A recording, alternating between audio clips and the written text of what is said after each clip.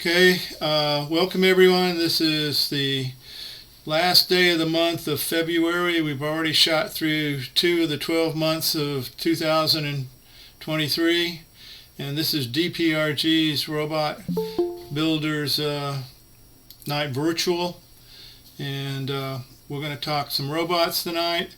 We've got a queue of Ray, Doug D, Pat, and Mike. Anybody else want to add on to that? Okay. Hi, John.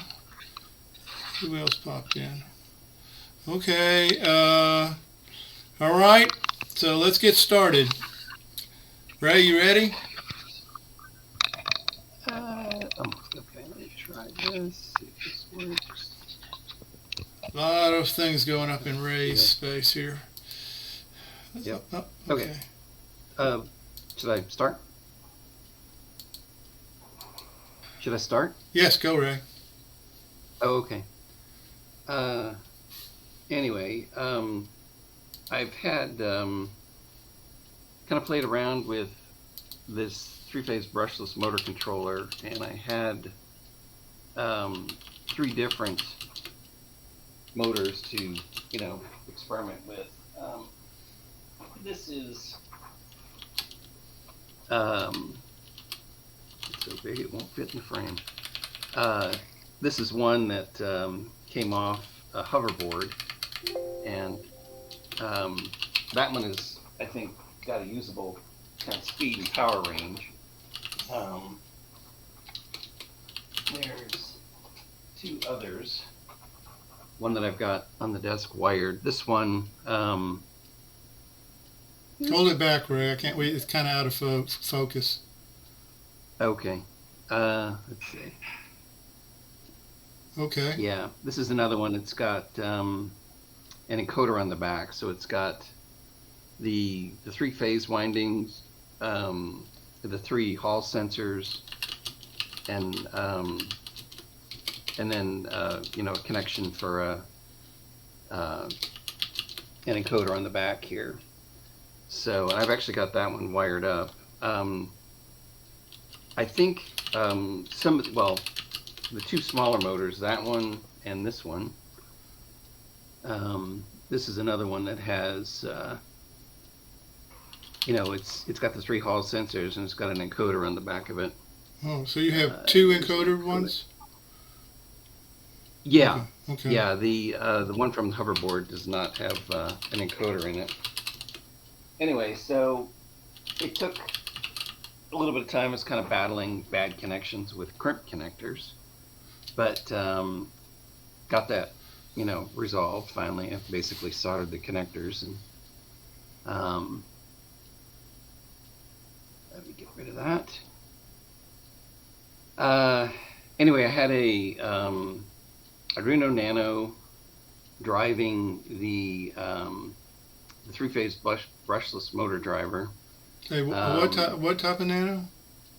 Just a normal Nano? Just an Arduino Nano.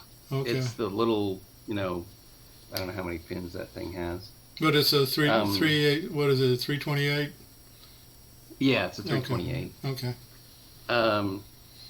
Anyway, so I was looking at the outputs. I've got a bunch of scope connections here, and I was looking at the what outputs the shaft encoder had. Whoops. Just shrunk the screen here. There we go.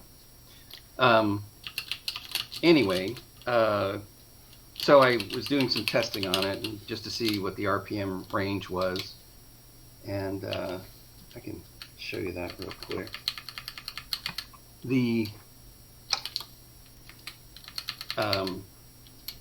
And I actually had, I guess I'll have to, let's see, I don't know if I can do both. I'm using a different camera, so I don't think I can. I can show it to you afterwards. Anyway, I just have a potentiometer that's connected to the Nano, and it's just basically the Nano is generating a PWM signal based on the the position of the pot. So, and the faster it goes, the faster the RPM goes. Mm-hmm. And I think you probably won't be able to see the shaft moving. Put a flag on it. You got some tape? Yeah, I could, but it's probably just going to be a blur. Okay. Because it rotates pretty fast. Okay.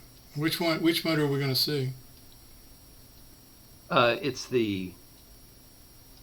Let's see if I can do this here. Where is it? It's a little short. There it is. Okay. Gotcha. Okay. Anyway, so at slow RPMs, you can see the flag flitting around. Yeah. It's already just a blur. Mm-hmm. And then as you increase it, it kind of reminded me of dynamometer testing. Mm-hmm. The thing really starts to wind up. Can you hear it? I can't, but I can't hear a lot of things. Okay. Yeah. I'll hear it now.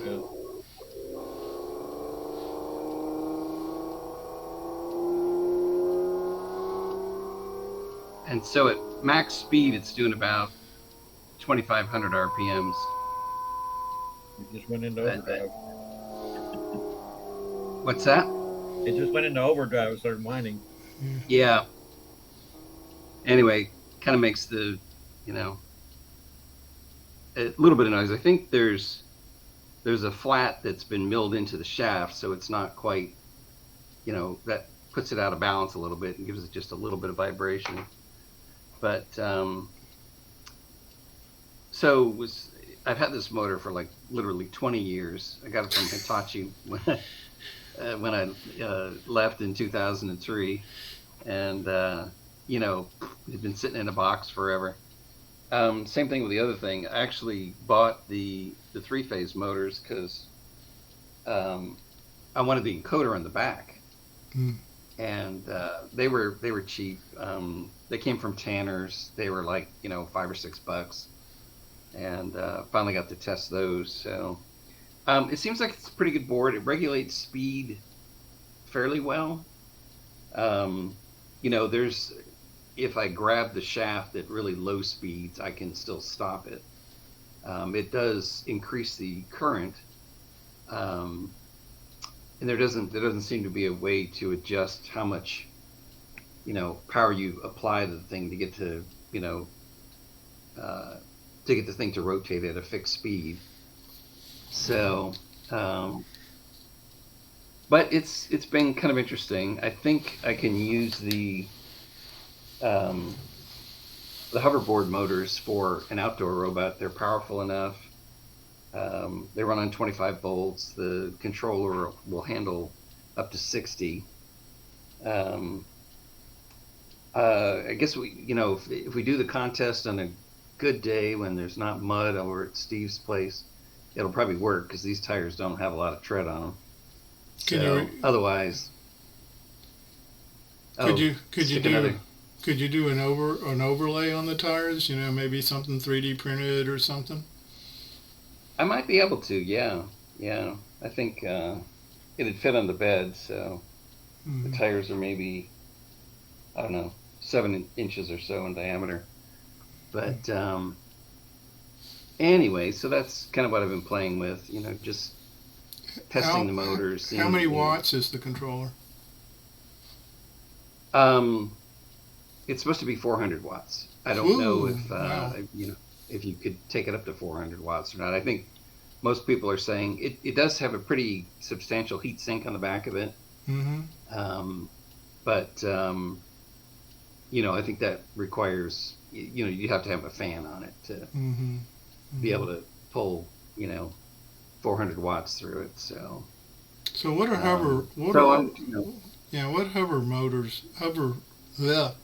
hoverboard motors? What are they typically? How many watts are they? Well, it's a 6S 2P, so that's like 25.2 volts, I think, nominal. And that's what's inside the hoverboard. That's the battery pack. Mm-hmm. But I mean, what do they? What Yeah, it was a current do speed they test. pull? The right now with and I wasn't driving it at 25 volts. I was using 15 volts because Yeah. that's what the supply goes up to. It draws about an amp at the peak speed, or if I'm kind of rubbing as kind of resisting rotation with just friction, my hand or holding something against the tire, so it has to fight a little. So that's within reason.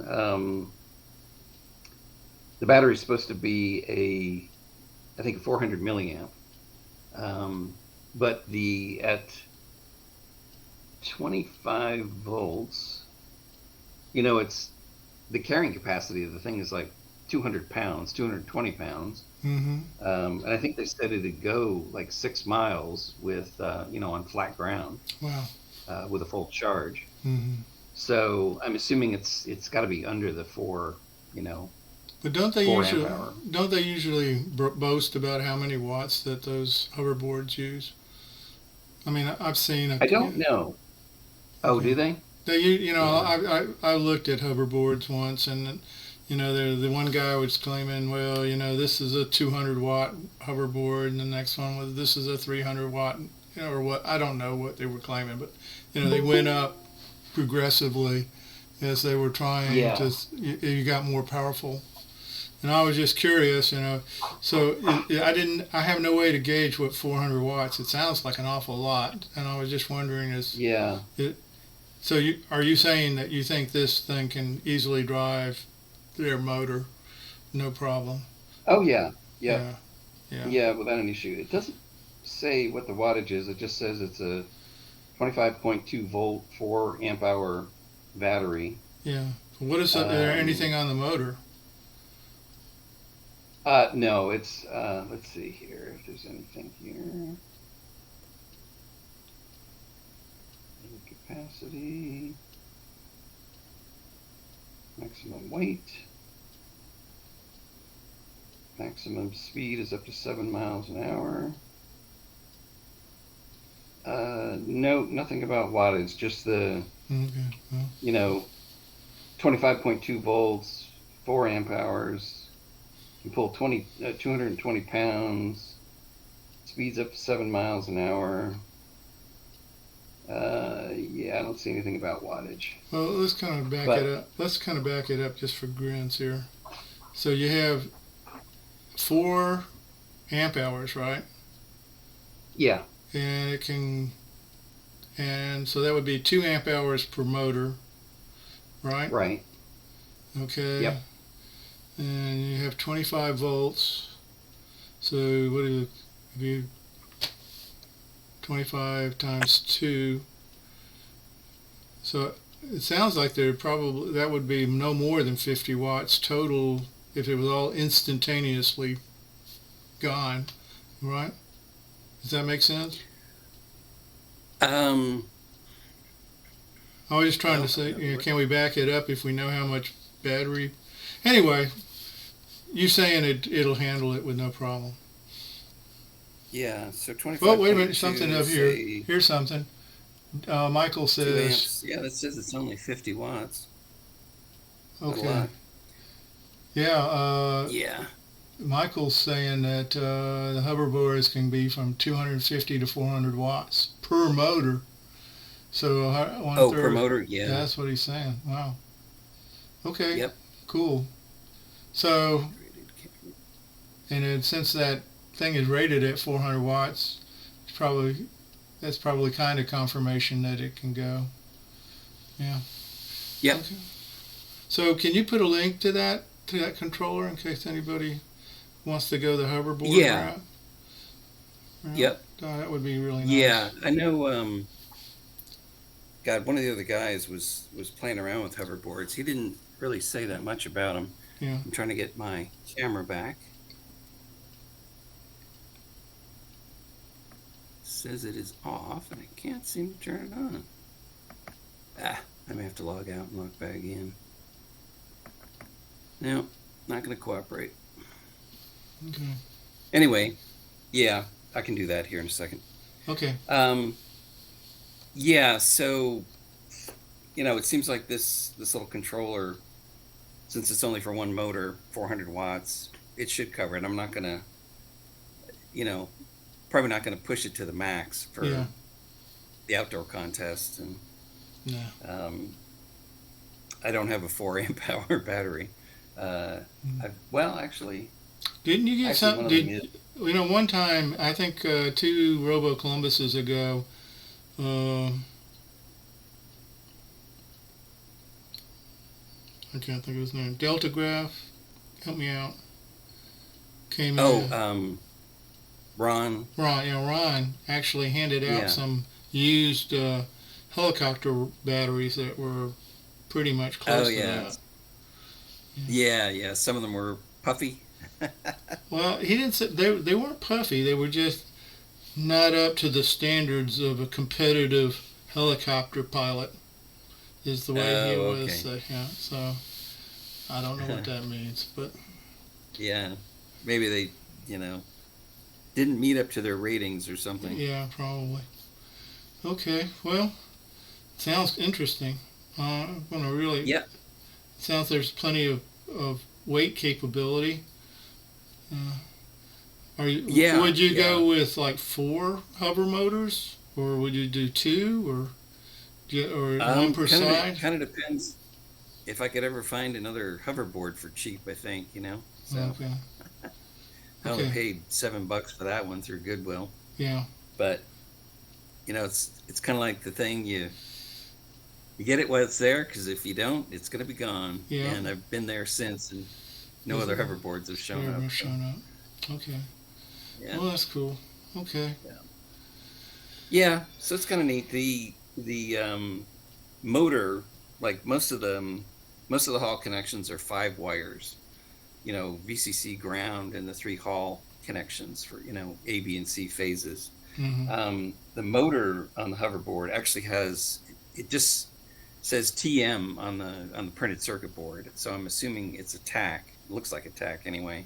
Mm.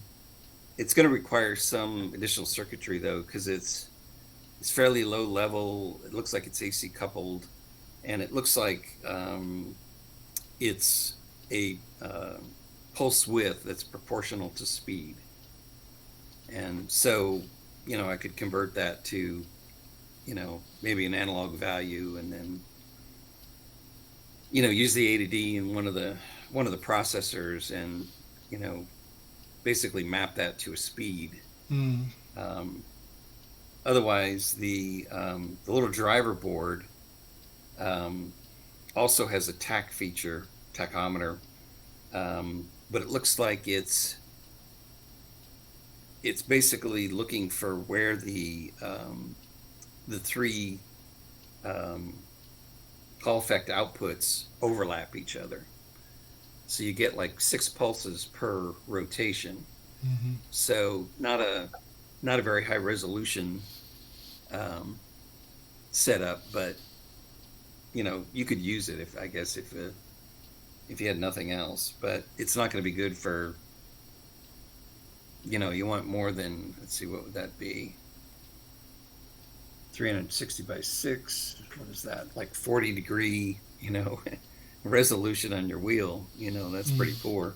Yeah, but maybe for outdoors, it might not be that big a deal. You know what I'm saying? Oh, it's 60 degrees. Yeah.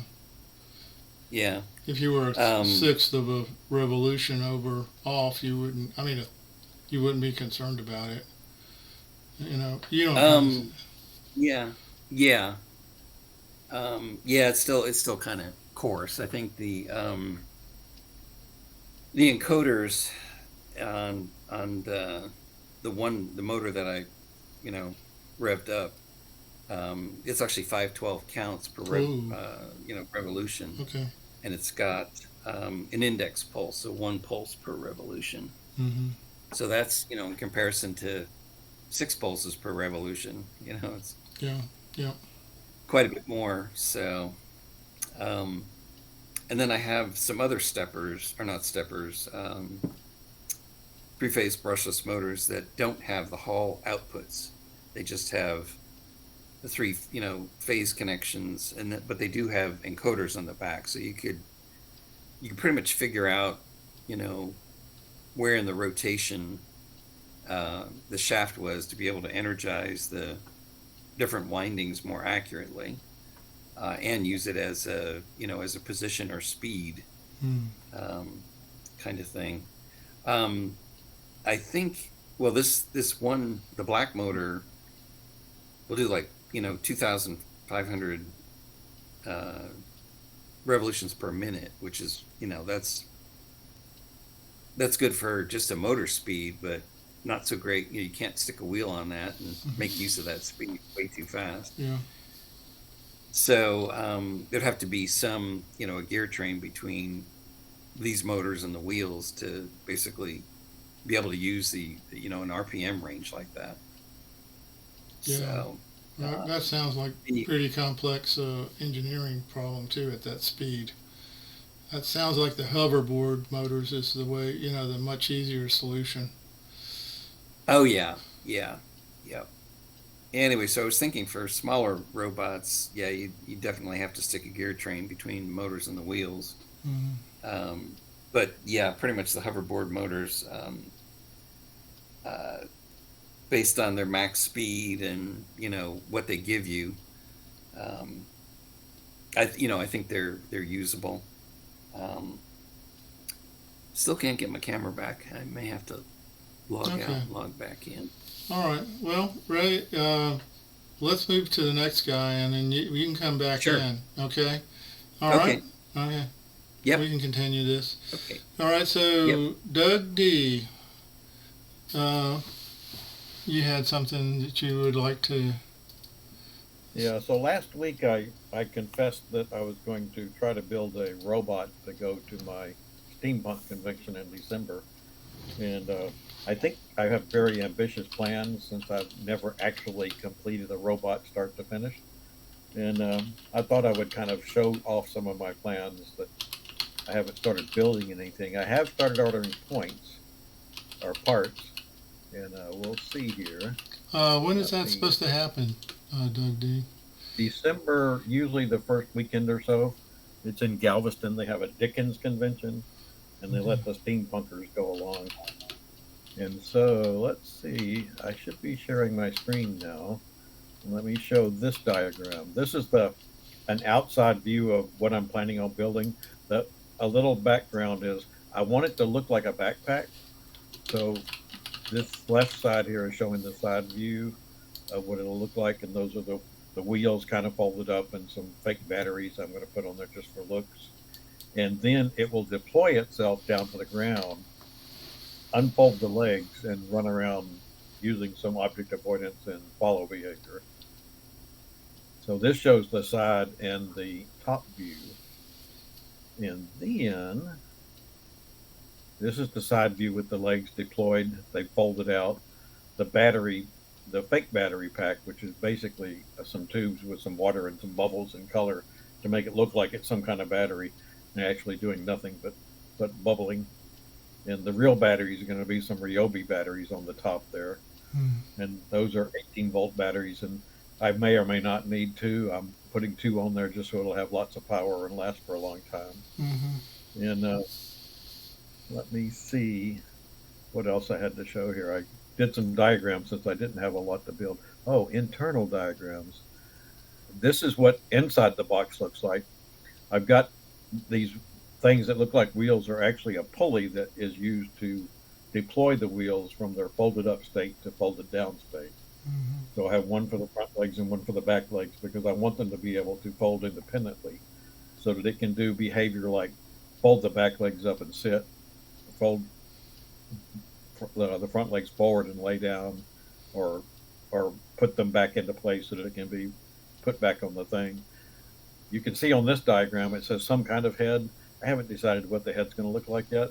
I want it to probably have one of those sonic things because they make good looking eyes, but also planning on putting some laser things on the front of the box so that I have two types of object avoidance controls. And in here you can see that the tail is intended to be inside the box until it's deployed, and then I'll stick it out. That's yet another motor, so we'll see if I can pull that off. And I think I have one more diagram. Yeah, this one. This one shows the inside of the box from the top view. So I've got my main power board here, and then I've got my Pi and Arduino combination, the Arduino handling the motors and the Pi handling the logic. And I'm kind of intending it to have cameras and be sort of like a telepresence robot, and have that capability, but that's not its primary function. Primary function is to roll around on the street behind me, and it's going to have some antennas with some flags so that it can be seen, and basically follow me and wind itself back up onto my backpack or deploy itself so that it can run around. And that'll just be kind of a fun thing. And I want it to look kind of old-timey, so it goes with the steampunk thing. I'm going to make it out of plywood, but then use some brass fittings and stuff. Okay, cool. And just FYI, this is what I'm calling my standard power board, because this is what I use for the when I use the Ryobi batteries. Yeah. That's the design I use in my telepresence robot. So I think it'll work just fine here too. It's got the 12 volts for the motors, and then it's got various other voltages for the Pis and for sensors. And let me get over here. This is the motor I ordered, and it's a gearbox type motor. So I'm hoping that it's going to go fast enough and not be like a Mars rover. This one is actually the 7 revolution per minute one, but the one I bought was the 15 revolution per minute. Not 15, 55. So 55 revolutions, you said. Right. That seemed pretty fast to me, but that's without a load, and it slows down with a load. So it'll be an experiment. If it doesn't work out, I'll have to try different motors. I like this motor because this part here could be hidden in like a PVC pipe, and this part is pointing off to the side to drive the tires. So sort of like a Mars rover type thing or something. The leg is coming down here. The motor part is hidden, and the gearbox is attached to the wheel that's on the outside and running that way. It seemed like a good configuration to me. But I'm giving up quite a bit in order to get that gear ratio stuff. And plus, you can see it's like $35 for these motors. They're pricey compared to some other motors I bought. But it gave me the configuration I want. We'll see how it works. It's got an encoder on the back. It looks like it. Yes, I picked the ones with the encoders, and I think they're only a couple of ticks per revolution. You can see, I think the encoders probably, I'm not used to encoders, but it looks to me like that's the actual encoder part there. And it may have one or two, or it's got 2 things there. Yeah, that's the 90 degrees right. phase difference So to give you a quadrature. I'm going to have to learn that 3-letter P thing in order to utilize these encoders. Yeah. I have to learn lots of things to make this work. Okay. So we'll see. Well, it sounds like an ambitious plan. Yeah, I kind of went through there fast. If anybody's got any questions, I can stop sharing and answer them. I mean, you were wondering about how it might perform under a load, but that's a lot of torque. 30 kilogram centimeter? Yeah, I thought the torque might overcome That's the not a lot load. of torque. And I'm going to have 4 motors instead of just 2. So that was an extra expense that I didn't have to have, but I thought that would give me a bit easier chance of keeping up with my walking pace. That's all I need is walking pace. I mean, if you think about it, if you had a 1 centimeter diameter wheel mounted on the axle, then that would lift a 30 kilo weight. Yeah, these are designed to be like raising lower blinds or TVs or things. You know, they're pretty powerful little toys, and so a little robot that's probably 12 by 14 without too much in it, probably not going to be that heavy. So, I mean, the battery will be the heaviest part probably. So I'm thinking 5 to 10 pound robot, not going to be that much trouble for 4 of these motors. But you know, I have very little experience and I know very little about all these things. So I'm basically just going to experiment with the pieces I buy and see if they work. You guys can figure out watts and all that kind of stuff. Let's buy it and see if it works. Yeah. Well, we'll see. Like I say, we hope we're with you, Doug. We want to see the journey, because that sounds like along the way. Yeah, because I'm that's counting kind on of cool. you guys keeping me focused on doing it so that I don't stop in the middle. So you want it is this? operational. does this mean you want us to nag you? We can do that, Yeah. you know. Please tell Pete. Every meeting, hey Doug, what's the holdup here? Yeah, I need incentive. yeah, yeah. Well, that's good. That's a very, aggressive for something that you that unique, that you. And for my first robot, Yeah, that's going to be real robot. That's going to The be other one I just modified. Yeah, well, that's still going to be a challenge. I mean, Yeah. But like you say, there's nothing like doing to learn. There just really isn't. Exactly. There just really isn't. Yeah. And might end up saying, you know what, I don't want to do that again on some of your ideas. But, hopefully you can figure solutions out to get through it all. Right. So bring your problems, and we can add confusion to your solution. Will do. Yeah. Off to the next person. Okay. Pat, now. Hey everybody. Hi. So I've been working on a robot for the 6-can competition, and I'm using a little 2-wheel drive kit you can get on Amazon for less than $20. Mm-hmm. I'm going to share my screen.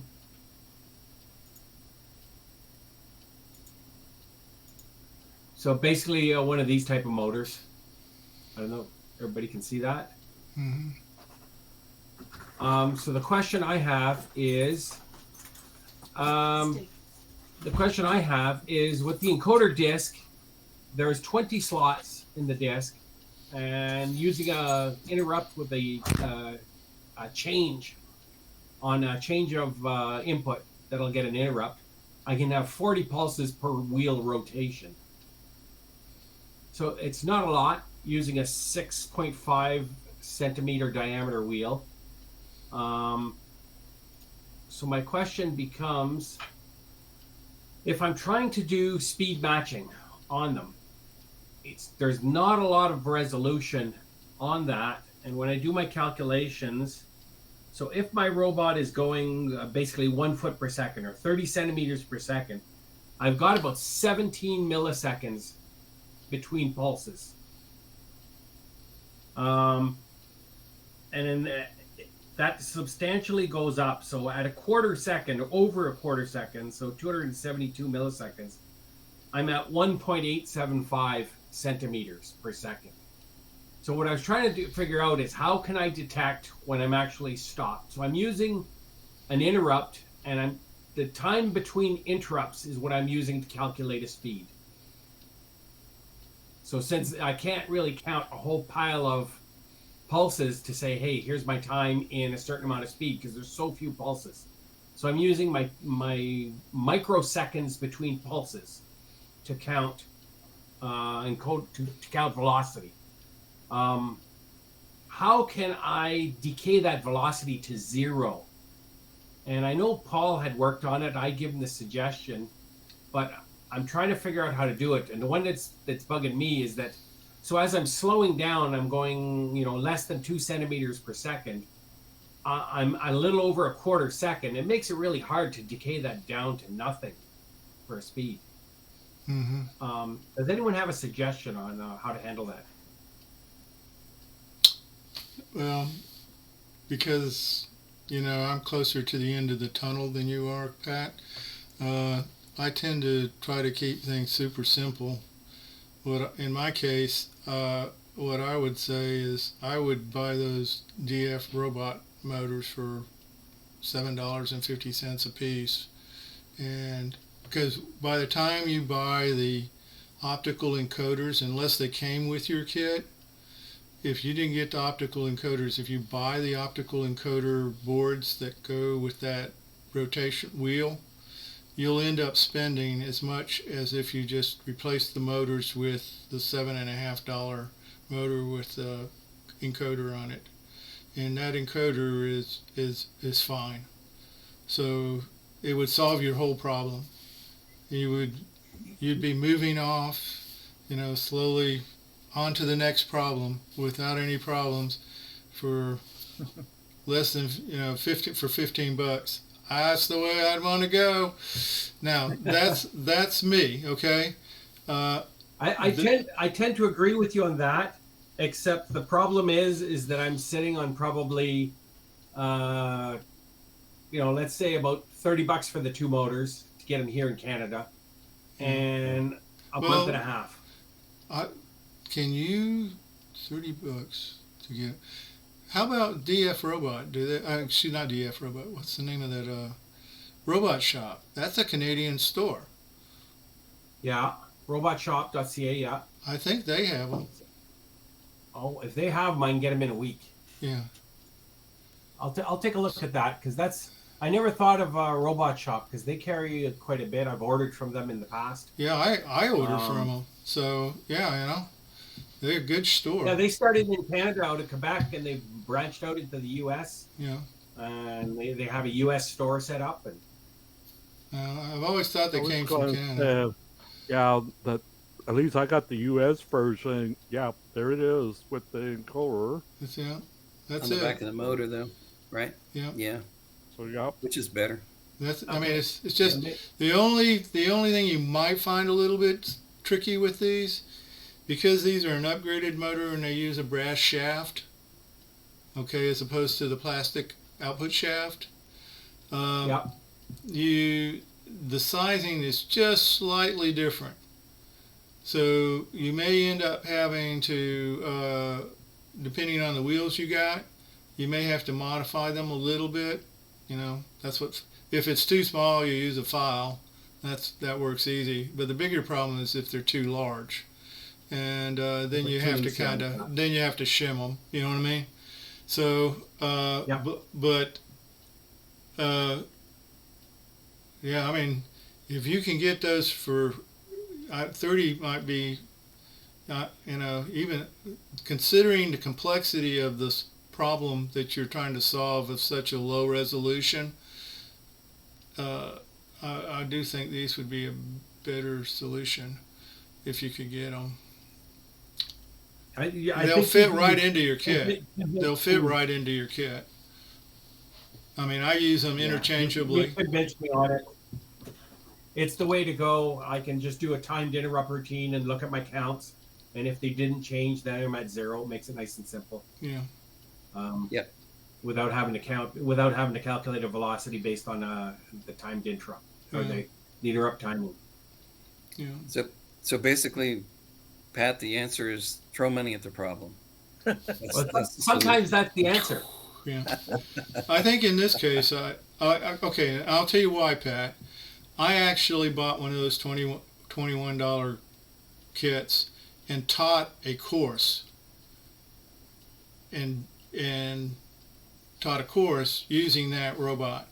And like I say, the first thing I found out was that by the time I bought and distributed the part, the optical encoder that reads that wheel and everything, because what I was trying to do was go simple. I wanted people to be able to grasp the idea simply.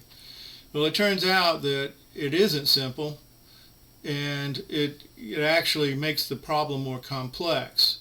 So it's much easier to say, okay, buy this, and then here, buy these motors too. Or actually what I do on my next course is I would give them the base made off of my laser and just say, here's the base, you buy these motors, and we'll go from there. You can't buy, if that $20 kit is the one I think you have, it's got 2 motors, right? 2 motors. Yep. 2 motors. It's got a L298. It's got a Uno. It's got a sonar. It's got a servo. It's got a. Yeah, I know. It was just a stripped down kit. Okay. So I had the encoders from before. Yeah. Okay. Little slot hole encoders for the sensors. It came with the motors and the wheels and everything. Yeah. But the price of the kit was cheap to try to get something up and running.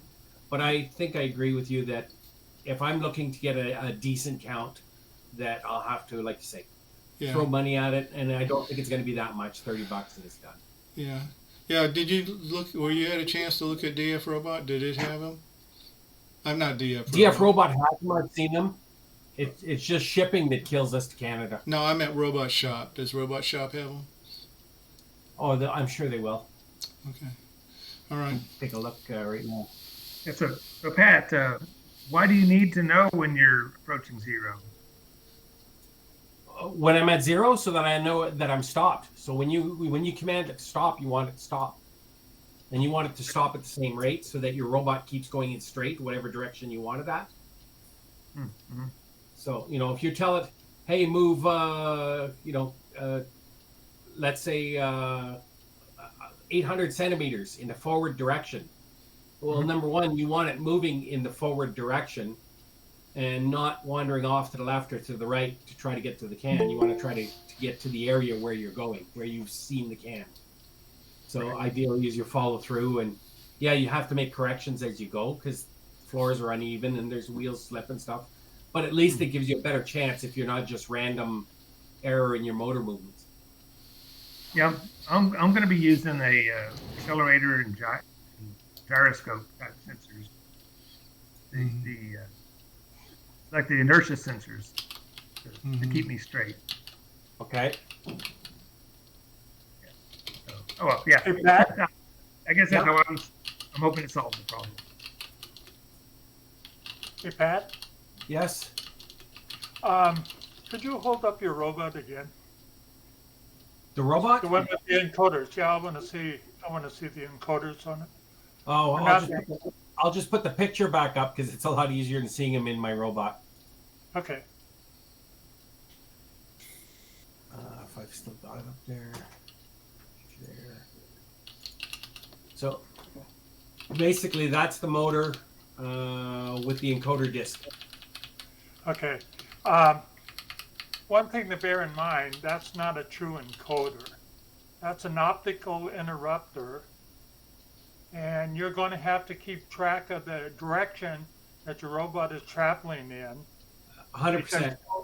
You won't be able to determine that because you don't have a quadrature encoder working there. Yeah. So if you do decide to go that, one thing you can do if you got a 3D printer, you got a fairly large wheel diameter compared to that encoder wheel.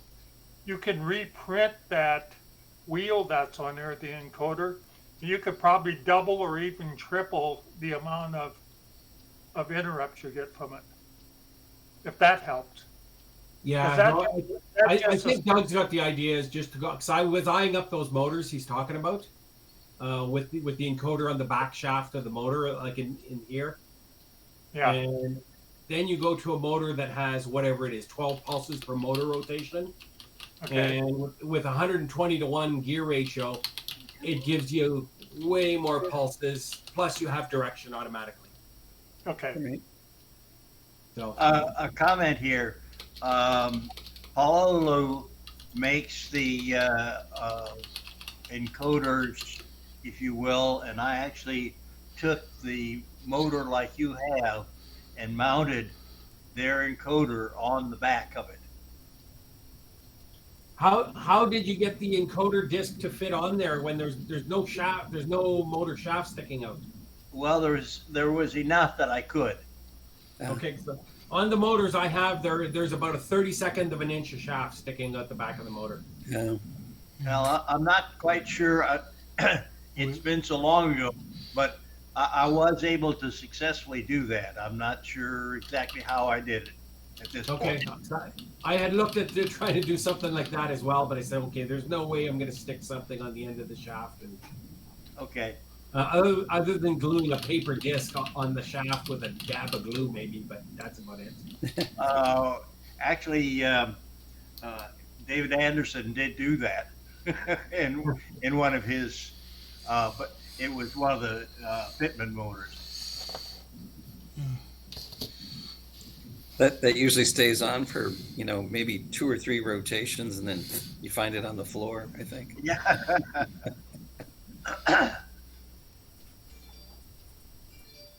Well, like they said earlier, it's something to be said for paying for the motor with the encoder already there. I mean, it costs a little more than that motor, but that motor you have to pay for the encoder. It kind of evens out a little bit. Mm. It's a time tested strategy. I mean, it's been used in politics. You know, just throw money at the problem. That's what I did. I bought them motors for 35. Sorry, I hit my mic off in the middle of that. But more money, better motor. We'll see how it works. Yeah. Yeah, well, those motors aren't fantastic either, but they're dirt cheap, which is the nice part about them. Mhm. Yeah. Well, I think you'll even like the motors better, the $750 version. I mean, it's from the same factory. In fact, I've had one of those motors go bad, and I used the cheap motor to replace an intermediate gear. They're made out of the same stuff, you know. I mean, I just took the 2 screws out, popped it off the side, popped out the bad gear, put the new gear in. Now I have, you know, so I use those original no encoder motors as spare parts, basically. So, you know, it's not a total waste. Okay. Yeah, I'm just going through the website to see if I can find that motor. yeah. There's only 3,800 entries, so it didn't take long. Okay. Well, you want to move over? Mike had a question he was going to ask about. No, Mike was going to tell us about his experience with his metal nickel hydride battery, I think.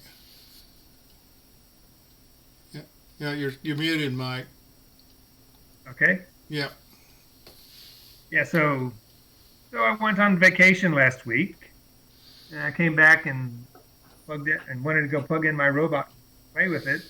I realized I had it plugged in and turned on all vacation. Yeah. And then when I put the charger on it, it sparked, and the charger just reset. Became nothing, and it didn't do anything. And so I did that a few times, and then I took the voltmeter, and it had 0.1 volts on those.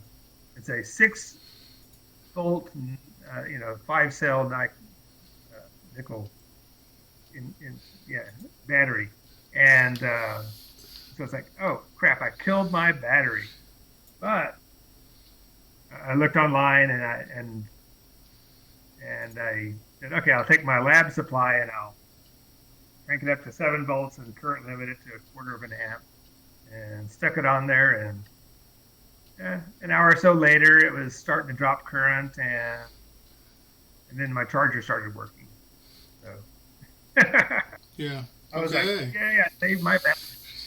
Yeah, I've had to do something similar a couple of times because I have a robot that has Vex batteries, VEX, which is a robot company, and I don't want to buy a new battery from them because they're expensive, and since I use that robot probably once a year, the battery's always dead, and when I say dead, it's dead, just like 0 volts. And I've been lucky with my power supply to activate them so far.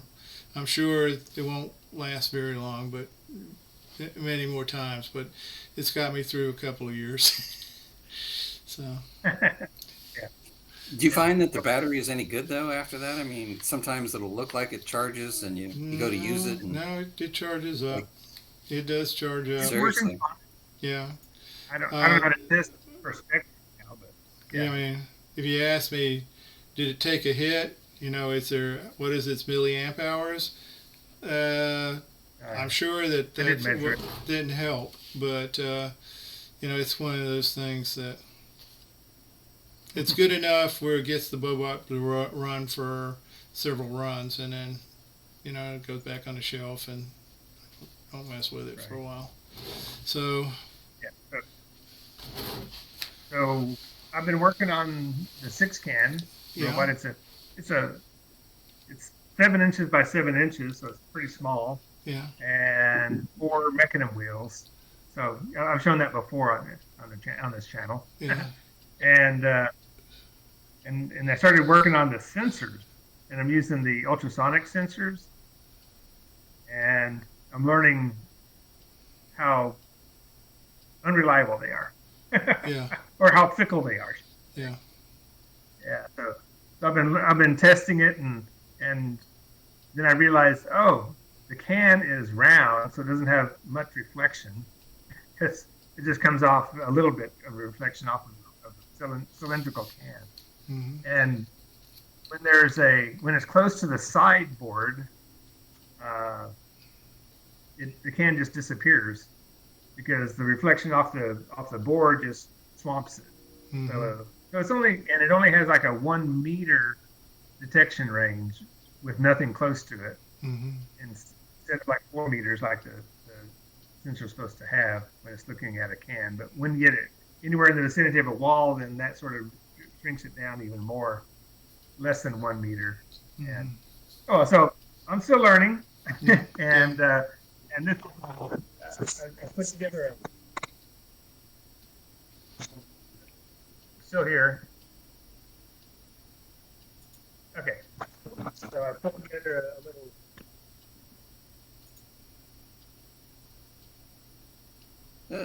Okay. Course. Wait a minute. Let me do something here. Okay. All right.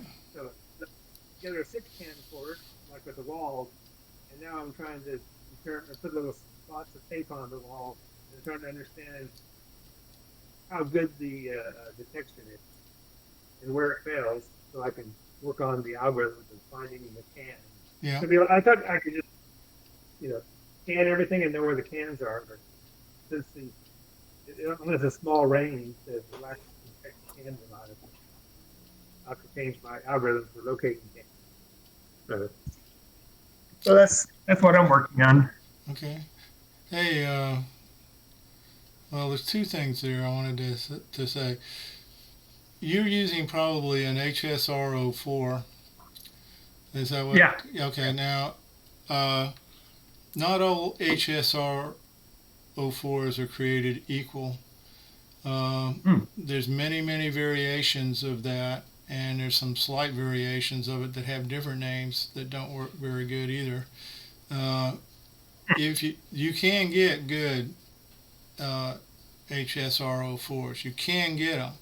The problem is you don't know you've got them until you've got them, and because there's no reliable sources for them.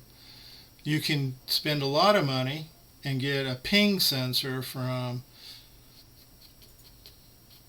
Parallax. You can get a ping sensor, but they're expensive, but they're good. Or and here's another, the ones I use almost exclusively now are again from DF Robot, and they're Ultrasonic Ranger. And if I remember right, and with inflation, I have no idea what it costs now, but I think they used to cost about $5, $4 or $5, as opposed to the $2 you probably got on, you can get them on eBay or whatever. But they've been very reliable.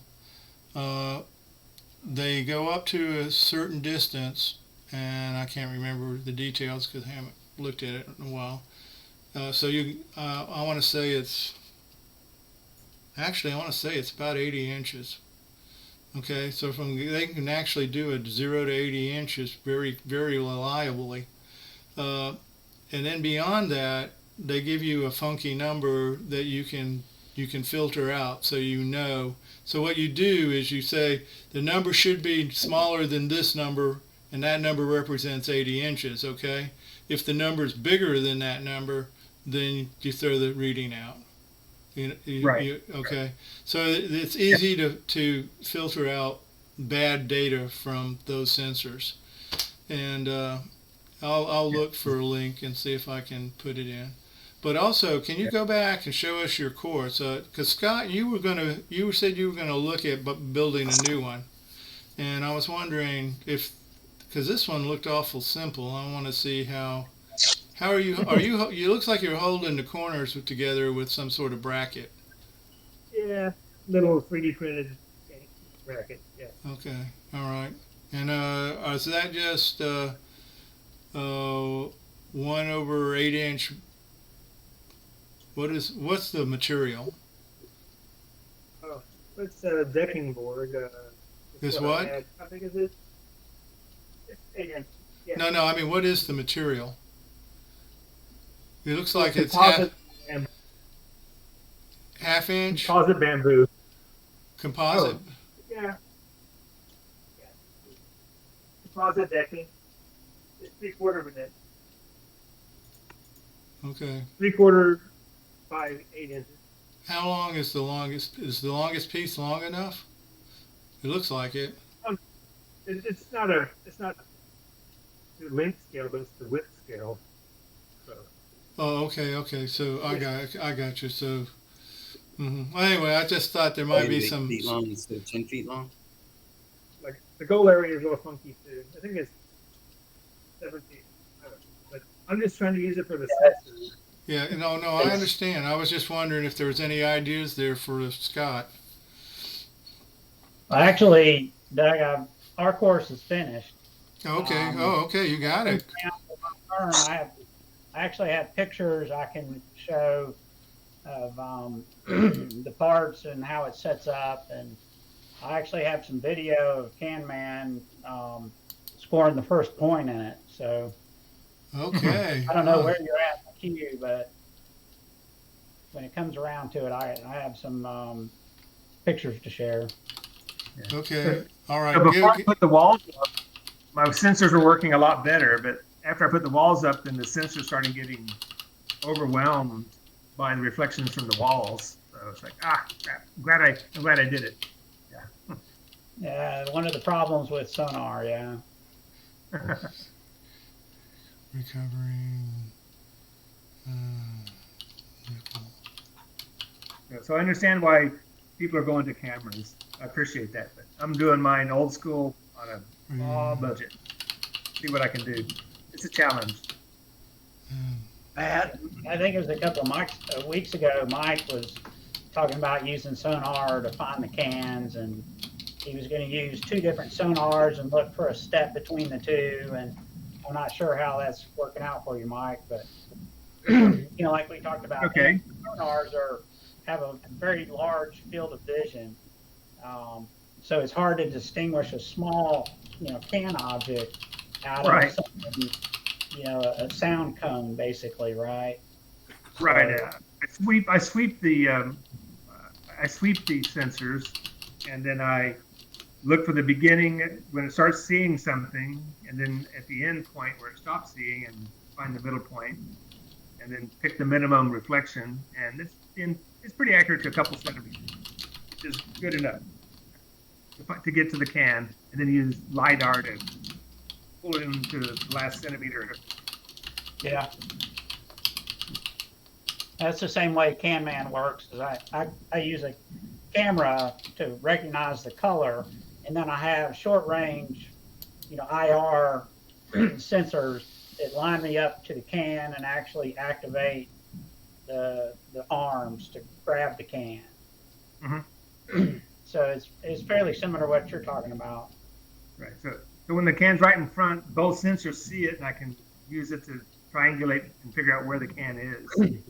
Yeah, I just steer the robot based on the reading of the cans, and then I have one in the center that has it's only 2-inch range, so it knows when the can's really close, and then it can close the arms and knows it has the can captured. Right. Scott, Yeah, Mark. he was asking me about my I was going to do that drive-by like Doug talked about and use those 2. But I was getting too much crosstalk with that setup. They're about 5 inches apart on the side of the. I don't have a camera set up tonight, but anyway, I was getting too much crosstalk, and I think I'm going to go to a camera. Just because of the like you said, that sonar it's just way too iffy, and like Mike was saying, the cans are round, and yeah, because I did a lot of experimenting this week on those sonars, and I had a lot of issues. So there I stand. I think I'm going to some sort of camera. Sonars are probably my least favorite distance sensor I've used. You know, I used them on burp, you know, and outdoors when it's a windy day. You know, you have issues with that, and you know, I just had a number of issues with them, both indoor and outdoor. So, yeah, like I said, my least favorite. Yeah, they're not way up there on my list either. I have heard that some people have actually accomplished that 6-can with sonar in the past. Yes. Well, yeah, Yeah, David, James LaCroix did a pretty good job, but and I think David does that as well.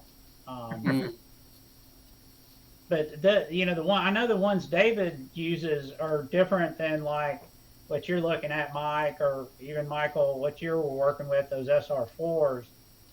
He had some older ones that were out of actually a Polaroid camera. mm-hmm. And so he had more control over when it pinged and when it, you know, he could sequence how it pinged and that sort of thing, because he had one sensor that actually did the ping and then the echo. And you know, Tanner, I think, sold those. I had some that I used on burp early on. But again, you know, when I was using them outside, they weren't that reliable, and they're really slow. You know, when you start looking at some of even the time of flights or even the IR ones, you know, the sonars are really slow, so you can't get readings very fast out of them, right? And the readings that you do get aren't all that accurate. So yeah, it's one of those things that's kind of interesting. The closer the object is to you, the faster you can read it. And as it goes to 1,100 feet per second. If you get further away, when you get towards the edge of the sensor's limit, then it takes the longest time. In some of the earlier SR04s, they literally didn't time out. So that meant that it would go way out there, and if there was no return, it would just sit there and not reset and give you a new number. SR04s, like I say, the quality varies from very good to really bad, and there's no way to tell what you're going to get until you've got it. And that's why I like to go with the DF robot sensors. They're very consistent. They are what they are. If you're going to use ultrasonics of that class, I mean, I don't know about the Polaroid ones, but I'm talking about if you're going to use an SR04 type sensor, the DF robots are the best that I have come across. I mean, you can buy them. You can buy them next week. You can buy them 2 months from now, and they'll still work, and they're still good. But you know, there are problems with ultrasonics. But you know, my early 6-can robots, they would do what I did was I would find it with the camera, and then I would use the ultrasonic to tell me how far it was, and he would drive forward until so if, let's say, the cam was 5 feet away and I couldn't tell, the ultrasonic would say, okay, the ultrasonic says there's nothing there, but the camera would say that you're centered up. I would drive centered up until I started getting readings, and then as the readings went down, when I'd get close, I'd stop and really recenter the camera and then do the final little 1 foot or whatever it was. Those were some of my early 6-can ones. So anyway, I'm just saying, so there I use the ultrasonic as an assist. It doesn't tell me where the can is. It just tells me potentially how far it is. Okay, and I guess it sounds, Scott, like you use IR sensors to do the same thing. So anyway, some thoughts, Mike. Some thoughts. Maybe put them into your robot. Okay. I want a picture. We're supposed to get a picture, Scott. Okay. Here, let me share my screen. All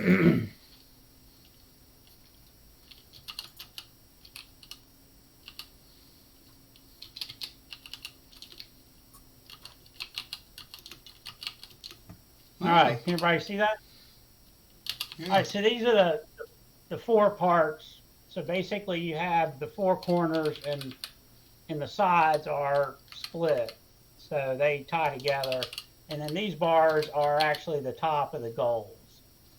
So this is just another view of them. You can see that the corners are hinged. I have just like door hinges that tie these together.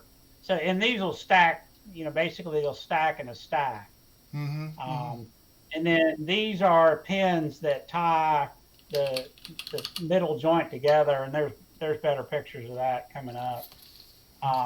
So this is kind of the process of setting it up. You open up, you unfold the thing, and then so you have the four corners again. And then here's a better detail of the joint. I like that. So basically, this pin just slips into here, and then you take this little aluminum dowel and you slip it through the pin hole to to secure it. So it all interlocks together. So the inside of the wall is smooth. Yeah. So you can kind of see how it ties together. And then these bars just basically form fit. Well, here's a detail of the corner. Like I said, they're just standard door hinges. And this is basically, this is 1/4 inch plywood, and this is 3/4 inch plywood that's been rabbited out. So everything connects together. And then you have the blocks on the ends for the hinges. And then, like I said, the bars just fit over the top of the stanchions. You know, it just form fits in there. It has a little standoff and a hole in the top of the pin. So basically, it's like a pin catch that holds it spaced apart. You know, for the right width. Yeah. And then you basically just push that down into, and like I said, it's a kind of a tight fit, so it just stays where it's at.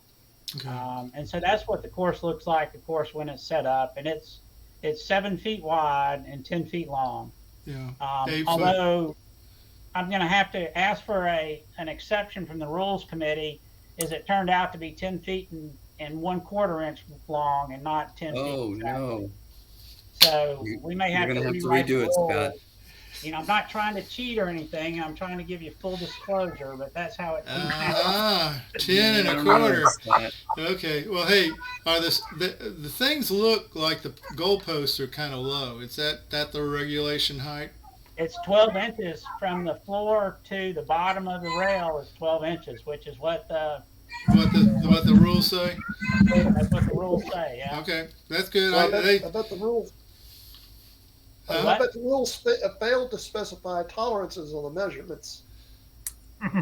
Yeah, well, that's a good point, John. I'm going to have to take that and say that I took some artistic liberties with the dimensions. How's that? Yeah. No, this really looks. It's definitely an improvement over the old course. Great go. Yeah, I think so. And here's I think this is the video that. Let me go to the next video. That's a nice job, Scott. Well, thank you.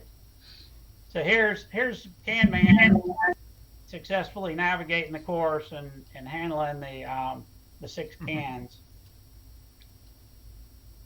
I don't know. Did it get all the way over? Oh, it looks like it's a 1/4 inch off there, Scott. Ooh. Oh man, that's mean, Doug. We'll have to call you the Club Woody now. Yeah. Sure. Yeah. You know. Hey, cool. I like it. Like it. Yeah. That's gold star. Yeah, gold star. Gold star. Like it. So what is the Yeah, functionality? it is. Is there a function to it, or is it just to hold the two ends together, the two pieces? What's that? The function of the top bar, is there a function of it, or? That's Yeah, part it's of the a goal rules of post. the contest. We've had Yeah. people use, like Ray used a little micro switch and a zip tie to let it know when it went through the goal post. So yeah, that's part of the specifications of the course to have that top bar. Yeah, the original. You could probably put it. Go ahead, You Mike. could probably put. I'm sorry. You could probably put like an ultrasonic sensor pointing up, and it would recognize that bar. Maybe, I don't know. Yeah, it was, Yeah, or an Yeah. infrared. yeah. The Can-Man problem. actually looks for the two sides as it's the rotating LiDAR on top actually will look for a dimension that's 35 inches. And it sees that it'll update its odometry to say, okay, I'm at the end of the course. So it's either 120 inches away from where I started or 0 kind of thing. So yeah, I mean that can be used. I guess you could use the top bar too for the same purpose. So that's the new course. I think I spent about $130 on it. So I'll send you the information, Doug, and we Okay. can work something out. Well, if the club send wants to it pay for to send it to Steve Edwards also. Okay. Okay. And Carl, keep them both in the loop. Okay. All right. All right. That's really nice. Looks really well. Okay, just a historic note. The reason why the crossbar was put in top was we don't keep people from shooting cans. The rules don't eliminate you shooting cans, but we wanted to try to keep it safe so that cans weren't flying, all over the place. So to score, you have to get it in that 12-inch high Through the goal. You have to get it through the goal, not just over the goal, and that was that's something that that's why historically why the goalpost thing was there, and also it gives structural strength. So you can't get extra points for shooting it into the goalpost. No. Yeah, I think there should be extra points if you create a projectile out of the can and you actually get it through the goal. Yeah. I like that idea. I didn't know that was a possibility. Well, I have to work on that. Yeah, it's well, okay. It's been done. So yes, it is totally legal. The biggest problem you have is You only can control one. you can can at a only time. control one can at a time. And but David Anderson put a leaf blower on the top of it, and he did a sort of sweeping motion, and he actually did really pretty good. If I remember right, he got them all through eventually. I'm not sure exactly what the time. I'd have to go back and look at the Hall of Fame, but yeah, and I think it was, I don't know what the leaf blower one was, but he somehow got hold of a battery operated leaf blower that he just mounted it on top of his Ryobi, robot. yeah. On his robot. Yeah, so yeah, when we started this out, we were kind of hoping that Kareem's team would figure out some sort of launcher, but they never really got into it, so because of their other scheduled items. But anyway, so yeah, Scott, if you want to work on it, that is another Something to think about. yeah. Okay, Anyway, can I jump in real quick? sure. I just wanted to show this is one of the Wait a minute, let me worm make you and worm big. gear motors. Let me make you What? big. Let me make you big. Okay, Okay.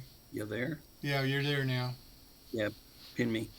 Anyway, this is one of the worm and worm gear motors, and it actually has a square opening in the back of the shaft, Yeah. 1/8 square, and you can buy this as actually key stock Yeah. for attaching stuff to keyed shafts. And I turned it down so that the magnet would fit on. This is the Pololu encoder, and 3D printed basically this piece here. This is an older edition, but basically it just press fits onto the back of the motor and the two posts, and the actual encoder goes there. And the motor, anyway, and then this just pushes in to the back of the shaft and Pull it up. We don't see it. And that's it right Cool. there. So, and it stays in there. It's, it hasn't fallen out yet. There's a little bit of friction to hold it in. And I think a little bit of magnetism actually is holding it in too. So that's, I lucked out, got my father-in-law's lathe when he passed away, and for some reason he had something that would hold a piece of 1/8 square stock, a collet that was made for it. So it was, because you have to center that thing on the center of the lathe, and that's about the only way to do it. You can't do it with a 3-jaw chuck because it's You use a 4-jaw square. chuck. You use a 4-jaw chuck. Yeah, you can use a 4-jaw. Yeah. But it was nice that the collet was pretty much Perfect. made for this Yeah. stuff, so it worked out.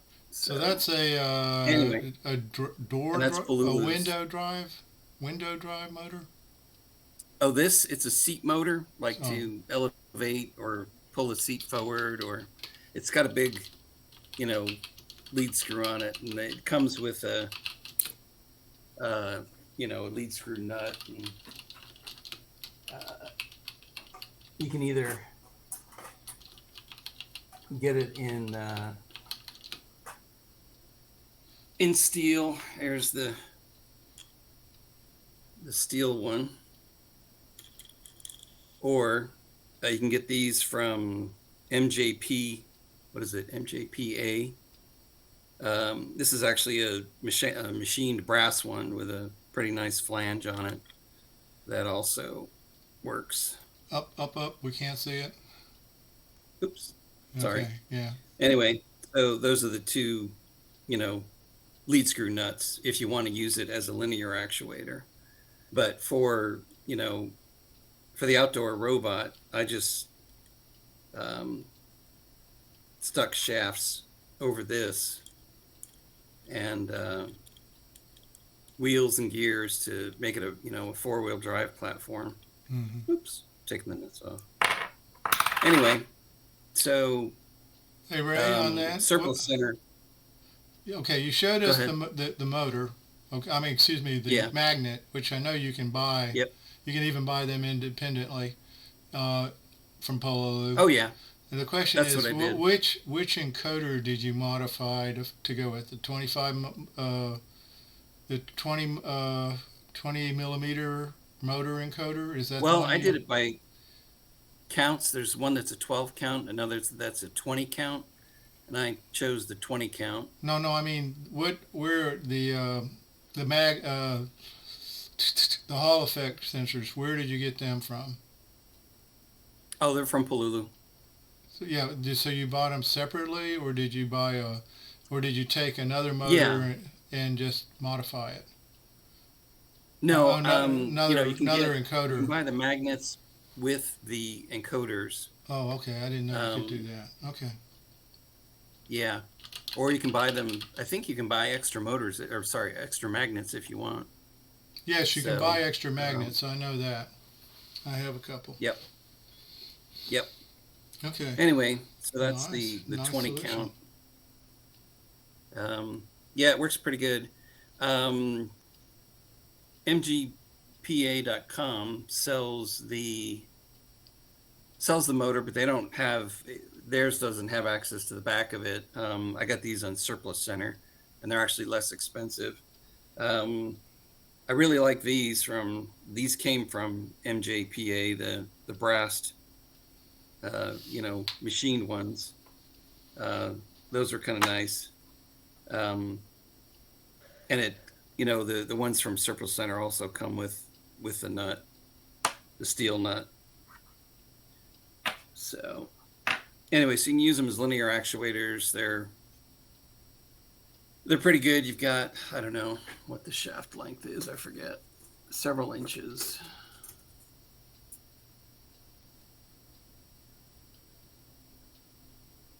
Got about 2 3/4 inch of shaft or threading.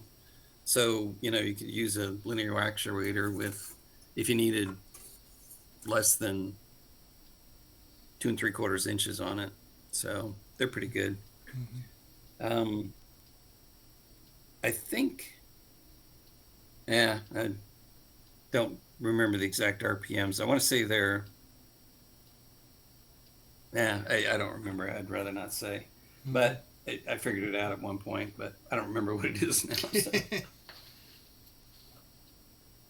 Anyway, so I'm just, wanted to say that the Pololu encoders work really good, and they're reasonably priced, and I bought a bunch of them, when they had their sale, so I could use them on whatever motors I could put them on. I also used them on, it was a smaller setup.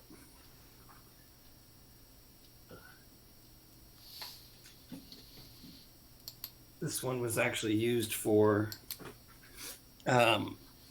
the challenge line course, and these are Pololu plastic motors here, and I bought the kits that went on those, so the encoders are actually on the front of the motors, and those worked really well too. So it's a pretty good product. Yep. Anyway, that's all I wanted to say. Okay. Anyhow, you were asking about the motors. The motors I happen to have were ones that did have the shaft sticking out the end. Dagoos. And so they're the, let me get it the other side up so you can read it. Come on. There you go. They're, Okay. Nope, I guess it was better the other way. Get it right side up, Dave. Come on. Yeah, you had it right side up. Oh, you're right. What am I doing here? There you go. Yeah. Those were the motors, and they're available, I think, for Jamco. But anyhow, those were the motors I happened to have that did have the shaft sticking out the end. So that's why I was able to do that. So did you just use a Pololu encoder on the back? Yes, exactly. Okay. But like I said, it is one that did have the shaft sticking out the other end, as opposed to the 32nd of an inch. Okay. Well, while we were online, I went on to robotshop.ca and I ordered 3 of the motors. So with the encoders built in. So I'll rack my brain for a month trying to figure out how to get it to work, and that's a simple solution. Yeah, that's a good idea, and getting 3 is a good idea because you could always destroy one. I'm good at that. Me too. Always good at finding, a few different ways of not doing something.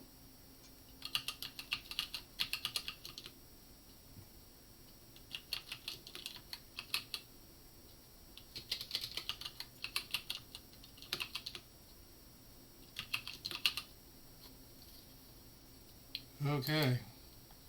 Cool. All right. Anybody else got anything to do? SA.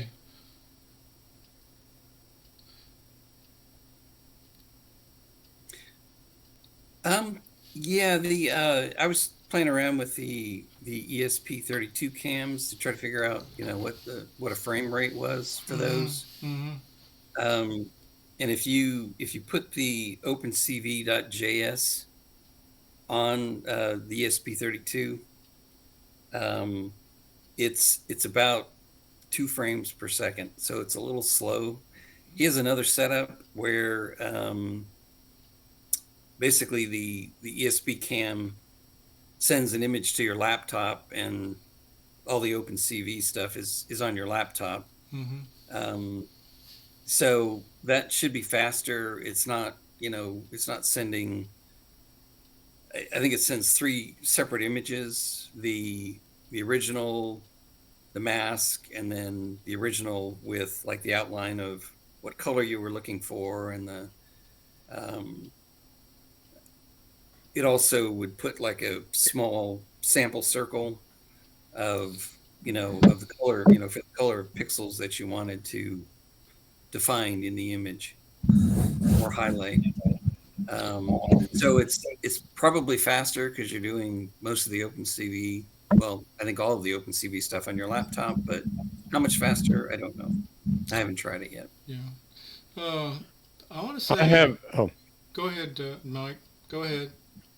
what I have two questions. I was gonna, Pat, what motors did you settle for? Could you post them in the notes?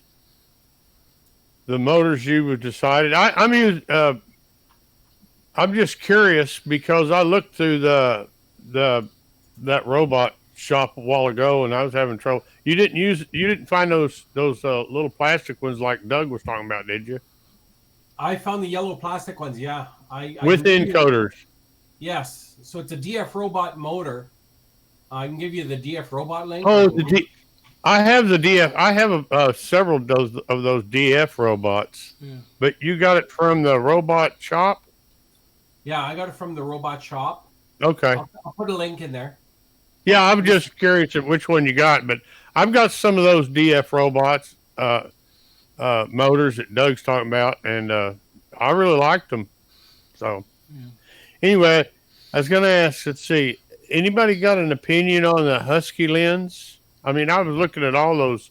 I know we discussed it a little bit a few weeks ago, and out of all, there's the Pixies and there's the OpenCV, OpenMV, yeah, H7. OpenMV, and then the Husky lens. They seem like they're all kind of competing.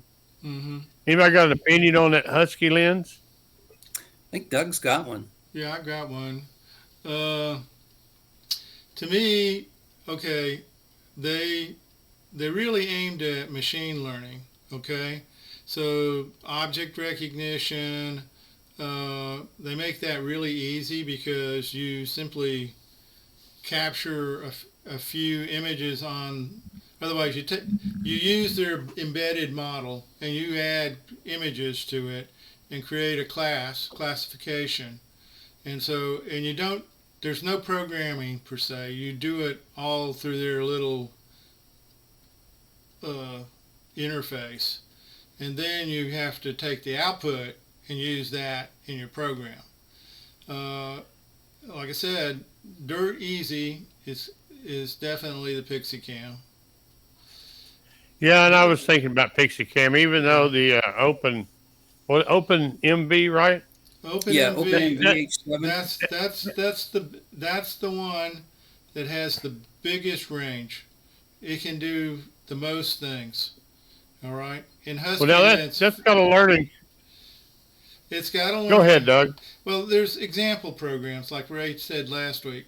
So it's got a learning curve, yes, because it's programmed in Python, I believe, and so you do have to, but you probably can steal most of the code from an example. The examples, yeah, and you could easily modify it to do. It's not a super big hurdle, and like I say,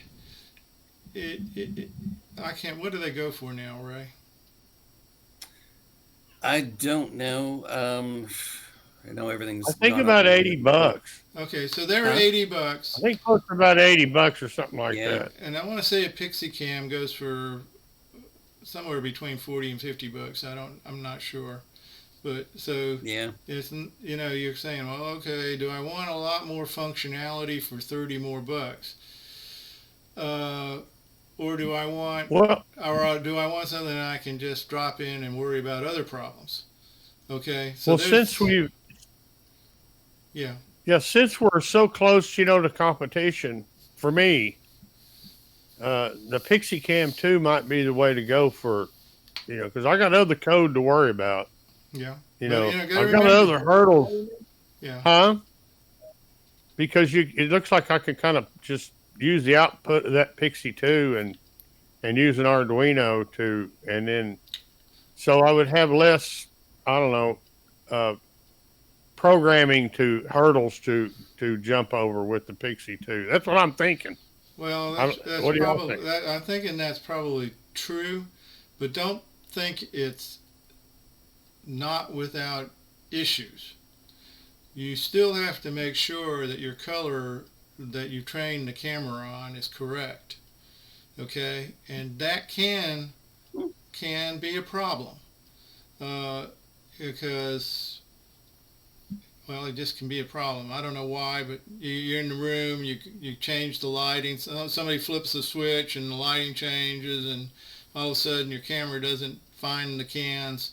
I mean, there's a lot of things that can go wrong, but that's true of all of them, by the way. I mean, there are things you can do to make it more robust, but you know, we're talking about still the small. To me, I would say the Pixie Cam has the least learning curve. You can buy that. You can probably have something going pretty quick. And I'd be willing to share with you, Mike, some code that I use that shows you how to find the center and how to guide your robot. If you wanted it, I could share that with you. With the Pixie Cam? Yeah, with the Pixie Cam. Yeah, I'll get back with you on that Okay. when I make my decision on Yeah. and what direction I'm going to go. Yeah. Let's see. Appreciate that. Yeah. Like I say, if you were sitting back and you say, I don't have anything, and I want something for the long haul, then I would probably say the OpenMV. Yeah. Okay. Or it's Yeah, he's got equivalent. hundreds of examples of stuff. Or it's equivalent. If you really wanted to cheap it, you can use the micro bit. What is it? Max bit? Oh, Max Bit? Yeah. Yeah, Max bit. Yeah. That's that's cheaper.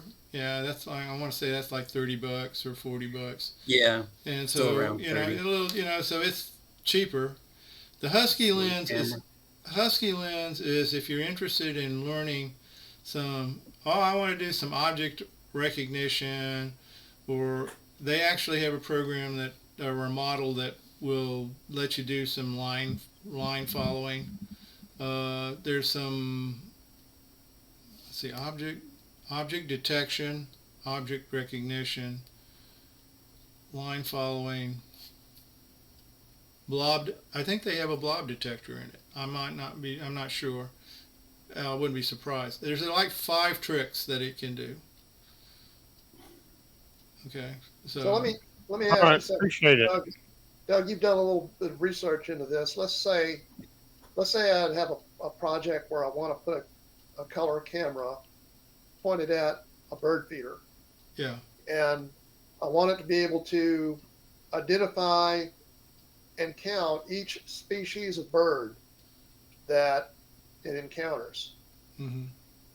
Do you think which camera system would you recommend for doing something like that? Okay. Well, Or do you have any idea? It's going to be used outside. Here's what I would say.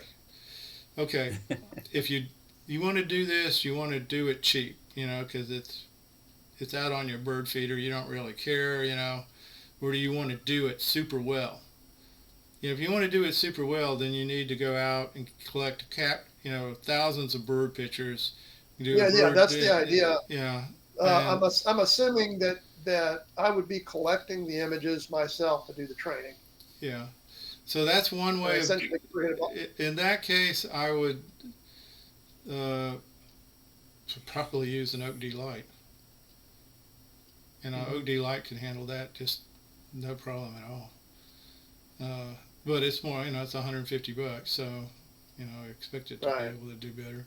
But it would be the simplest, because you can use RoboFlow to build your models, and then you can just transport them over. It has Movidius in it, so it does it 30 frames a second. But but if you just wanted to play around, you really weren't really super crazy about it, and you went ahead and you put a Husky lens out there, and you kept capturing images of different birds that had, and you somehow classified them, it might be able to do a crude one. Okay, the problem is it's meant to be a beginner a really simple camera, so you literally take the pictures you use for training. Well, with a bird thing, they're landing on your bird feeder. They're not all going to come there and parade for you, where you can click their picture. I guess it'd be interesting. You might be able to take pictures like from the web and put them into a Husky lens, and it would be interesting to see how it does. and it doesn't have to be, and it wouldn't have to be an integrated system. The camera could just be a regular Raspberry Pi high quality camera, and then your processing is done essentially on a different CPU. Yeah, well, yeah. I mean, that's another option we really didn't talk about. But with a Raspberry Pi 4, you can put OpenCV. You can put, you can even put TensorFlow. I think TensorFlow Lite on your Raspberry Pi. I'm not saying you'd want to, but probably the better way would be to use a Movidius stick it on to one of the USB ports and speed it up by 10 times and have the model actually formed on your computer. Do you know what I'm saying? And just transfer the weights through OpenVNet. Well, the Movidius, I think we talked about this before. I know that's a problem. Is that the NCS2 compute stick? They don't make that anymore. Yeah. Because I was using that for my Halloween Skull project. Have you looked? Are there any of those left? Have you tried Mauser and all the other places? Is there any left? Just curious. I actually ordered one on AliExpress, and I think it got stolen from my. It says it was delivered, and I never saw it. Yeah. So I don't know what happened there. Somebody may have actually finally gotten a porch pirate pick off one of my packages. Yeah. Yeah. So you're looking for the elusive what we really need, what we really need, what we really need is one that's pointed at your porch and catches the porch pirates. That's Joe Bob from number 2746 from the Texas penal system. That's what we really need. But anyway. Need to set up some glitter bombs. Yeah. So I mean Oh, go ahead. But you can use just a Raspberry Pi and don't accelerate it, and I don't think anybody's looked at it here, but NVIDIA has several processors that can do the same sort of thing and faster, probably much faster. Much faster. Yeah. So, and it doesn't have to be real time, since all you're doing is counting. You would be counting bird species over time. It doesn't have to be real time system. Well, even you could use my skull. Go ahead, John. I'm sorry. Yeah, my Halloween Skull project. I've only got one of them with the accelerator on it. Mm-hmm. The other one doesn't have it, and it updates. The one without the accelerator can update about once a second. Mm-hmm. Where the one with the stick goes about 20 times faster, so you got really smooth eye motion when it's tracking you. Mm-hmm. Yeah, so one of the things, well, I mean, for the bird feeder thing, since your bird feeder in itself doesn't change from frame to frame very often, it will with the wind blowing it probably. But you know what I'm saying? If a bird lands on it, that's probably pretty easy to detect with OpenCV. Okay, a bird, well, we're assuming it's a bird. It could be a squirrel. Right. It's just something in the frame has changed massively. So it could detect that event, take a picture. That could be used to build up your learning set, your data set. And right, that would be how you capture the training data in the first place. Yeah, you probably want to do it during all times of day, so that you're not training against the static image. Right, your training data has to be representative of all the situations that you could be in. Right. Yep. Yeah. But in a have case you done a search on Open Ornithology AI? Maybe Yeah, I'm sure there's it's a lot of free. Yeah, it's like they say, if you can think of it, it's out there already. What made me think of it is there's an effort going on. I think it was this week. Supposedly it's a national effort where they get a bunch of bird watchers. Basically are tabulating the number of species that they encounter at all the locations across the country to kind of get a kind of a census of bird species. Mm-hmm. And that's kind of what made me think of this as a potential project. Mm-hmm. Yeah, they do that every year. Yeah, I know. I've heard that, but I'm not sure how they collect that data. I don't know if they just go out and observe all the birds they can observe, or whether they sit. They do it. They do it by observation. Huh? Yeah, but I think mean, they have a website to log your stuff too. Yeah, they don't set up a specific location and see what comes to the location. They go kind of like a roving. Oh, they want all locations. Yeah, that's what I thought. That would be kind of tough. Yeah, it's kind of weird. Out here, the species come in groups. They're never mix. It'll be like robins for a couple days, and then got cardinals the next day. Next few days, and then I don't something think else. That. I have a bird feeder in the backyard, and I get 2 or 3 species at a time on it. Yeah, you do. Yeah, the wrens and the house finches and whatever that other little bird is. Yeah, well, and doves, morning doves. They're all out there. And that's just that's I've really funny. I've got a couple of. I have a bird feeder out back, and I put a little bird house on the tree out in the backyard, and I've discovered that I have a pair of bluebirds that started nesting, and they show up at the bird feeder. Yeah. Boy, that's not common. You're pretty lucky. Yeah. Bluebirds are finishing. Yeah. But you don't see them very often around here. That's for sure. Yeah, it's probably similar to the bluebird of happiness. You don't see that much either. John looks happy. So was there anybody else in line there, Doug? No, I think we're moving to open talk here. So, Yeah, because I actually had something that I just discovered just today. Yeah. An interesting sensor issue. Of course, let me go ahead and present here.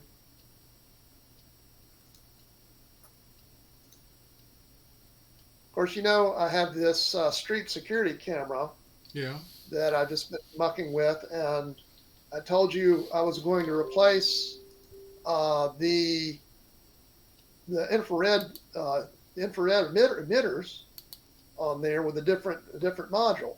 So I was using this TSHG 6200, which had a center output right at about 850 nanometers, and you can see the curve drops off to at almost 0 at 800. And the problem is that most digital cameras only cover the spectrum right up about to somewhere about the low 800s. So I wasn't getting with the old module. I wasn't getting a whole lot of illumination. So I built a new module, using this new infrared emitter that I found. And you can see it doesn't drop off to zero until around 750. So there's still quite a bit of light in the output in the low 800 range. Mm-hmm. At least 33%. Yeah. So I put that in, and of course, but I ran into an interesting issue right away. I was wondering what the heck is different. What did I do? I have this custom light module for detecting ambient light. Mm-hmm. And what I do is, if you can see it here, this is the infrared illuminator board. Mm-hmm. And this is where I have my custom ambient light sensor. And you can see the detector is pointing downward. And that's because, if it's facing towards the street, if there's an oncoming car at night, I don't want the oncoming car the headlights to shine on the light sensor directly, because that skews the exposure setting for the for my camera. I don't want it to think it's daylight. In other words, even though I do average the illumination on that sensor over time, but still, if there's a car with headlights on for a significant period of time, it could affect my camera settings. Well, so when I put the new system in, I noticed the problem right away. And that was my light sensor, which normally, I don't know if you can see that text, which normally goes up to somewhere around, when it gets totally dark, it goes up to somewhere around 200 or more. Yeah. All right. Was no longer going up that high. It's like, well, what did I change? What did I figured, what the heck? Well, I think what has happened here is I did a run with my illuminator on continuously, and it's only getting up to 72 when it's dark outside. Then I turned off the illumination down, let's see. Where is it here? Somewhere in here, I turned it off. You were on it, I thought. There it is. Okay. There, I turned it off. And then, lo and behold, the number's getting up, well into 600 in the darkness. Mm-hmm. So, long story short, what I've discovered is, unexpectedly, is that, let's see, go back to here, is that apparently my photocell, my resistive photocell, has quite a bit of bandwidth in the range of this IR illuminator. And so when I'm using the infrared illuminator, it's actually, even though it's not directly pointing at the LEDs. Yeah. I mean, the LEDs are sticking out from this board right here. Yeah. And the amount of illumination coming out of the side of them is it's practically invisible to the naked eye. Yeah. Apparently, it's still enough to affect the photocell. Yeah. I was going to say, those photocells, they have real standard. They're supposed to be, the reason the cadmium sulfide solar sensors, they're supposed to be like your eye, the closest to your eye of any sensor, I believe, except for selenium. This is for infrared. So apparently this one does pretty well in infrared as well. Okay. So live and learn. So I guess I'm going to have to take the thing apart and find a way to put something to block the light from the LEDs, so that it's only picking up light, the ambient light from the front of the window here. Well, that's cool. Well, you live and learn. You live and learn. What if you just slid that LED board forward so it was past the sensor? I think that makes it worse. Well, because the sensor's almost to the front. There's there's a plexiglass window that I've got right here on the front of the box, and the light sensor's almost all the way to the front. I suppose I could. What if you moved it? What if you moved it to the Hey, bottom? John? moved it to the bottom. You see? Hey, John, could you put an IR filter over the sensor? Well, that's another idea. Yeah, I've got some. That's probably the cheapest and easiest, because to move this thing to the bottom, I'll have to redesign and reprint this 3D box, which is a pain in the ass. Yeah. Disassemble and then reassemble everything in a new box. That's a lot of effort. So yeah, I've got some leftover filters from some of the old IR the cameras, the Raspberry Pi cameras that had a separate filter. Might just stick it on the front of the photocell.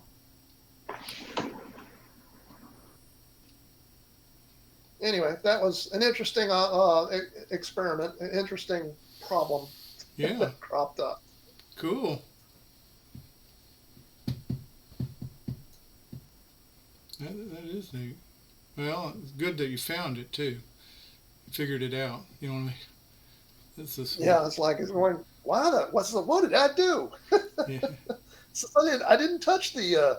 I thought it's like all I did was I put a new infrared illuminator in there. Why is my light sensor suddenly mucking up? How is it working, by the way? Your new. Well, let me go back to 1 second here. See, currently I've got. Let me share the screen again, and I'll show you. It's actually working fairly well. I can find the right window here. Yeah, there was a news report about those commercially available cameras. Apparently, Dallas PD really likes them. So, I think they were used, or I don't know if it was in the mid-cities or Fort Worth was using them. And look at how bright that license plate is. Yeah. I mean, that license plate is reflecting infrared very, very well. That's much better reflection.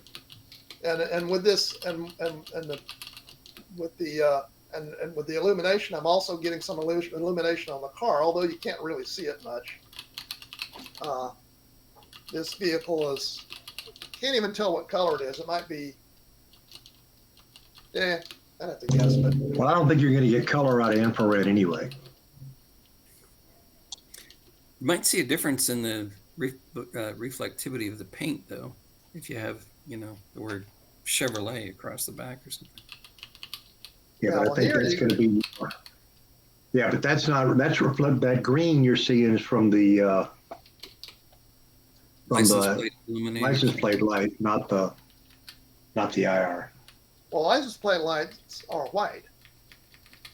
I'm talking about the green color of the paint around the license plate. That's what I mean. As obviously it's not a white vehicle. Right. Yeah. But it's hard to tell. I'm just saying IR is not going to, you're not going to get color out of IR. It's just not well, going to. The colors will be skewed. I don't even think they'll be skewed. I think they'll be either on or off. It's going to be grayscale at best. Well, you say From that. everything I've ever seen with IR. This image is with an IR filter in place. Right. So the headlights look greenish. Yeah. So you don't see just black and white in the image. You do see some colors. It's just they're skewed. Well, they're not related to the color of the object in the visible light spectrum. Yeah. That's the old pictures of flowers taken in IR, where they look completely different.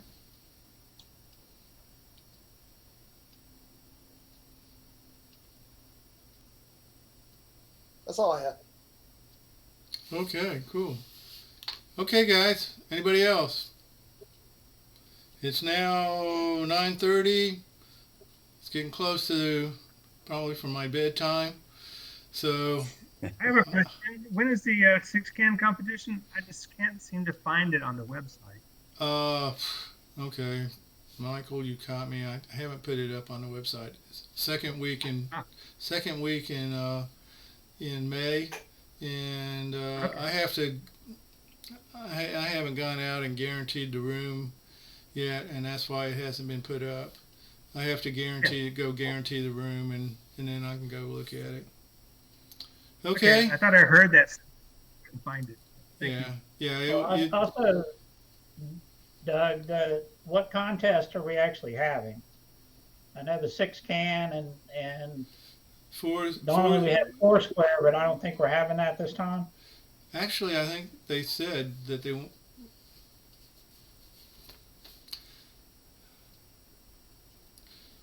I'm going to have to get back with you, Scott. I know I made a list. There were three contests, and I don't remember what they were. I remember thinking they were less than I thought they would be.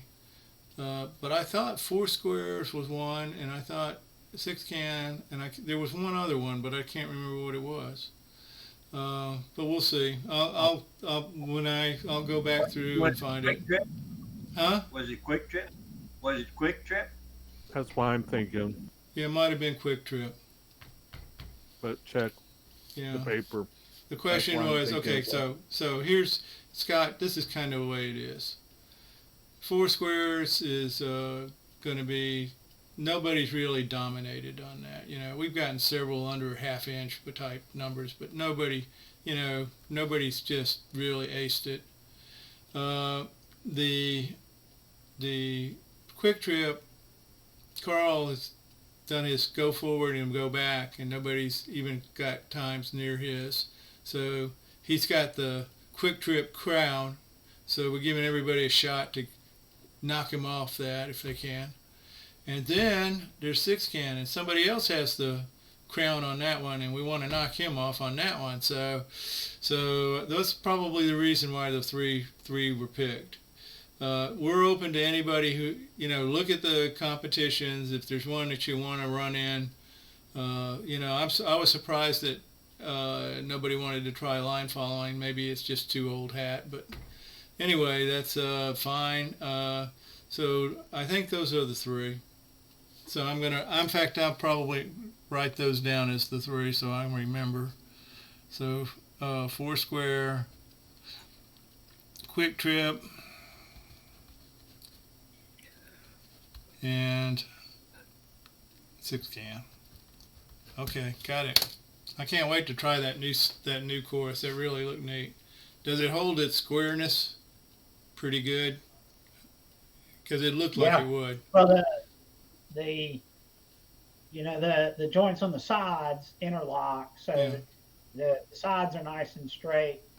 And then when you fold the ends out, the C channel that you clip on top of the stanchions hold that in a straight line. Yeah. So yeah, it stays fairly square. I mean. Yeah, that's cool. That's neat. And it looked like I know if we do it in the same room we've been doing it in, that floor is horrible. It's that room has some serious foundation issues. Yeah. It's like the floor tilts back into the corner. Yeah. All right. Well, the sides are straight, so if the floor curves, it's gonna have gaps under it. Yeah, that's okay. Right. Yeah. Pretty much stay up. Yeah. You'll have one corner that's. It's going to be a heck of a lot straighter than the course we have. Right. And we won't have to use the bent up, almost breaking wire to tie the top rails across the goals. Yeah. So I mean, Ray is still going to come in second. So I don't know. That's not going to change. Nothing's going to change that. It's a lot of smack talk there. You sure you can back that up? And unless Pat comes down and knocks you off your 2. Yeah. Knocks you back to 3. Yeah. I don't know. you may be surprised. Yeah. Well, we'll see how Mike, you're going to be there, hopefully. And now Doug's concentrating on his steampunk. So I'm hoping to field one, but we'll see. I'd like to incorporate some of the things that from David Anderson's discussion back 6 months ago, and we'll see if we can, might be interesting. Okay, all right. I'm going to call this call it and stop the recording. If I can.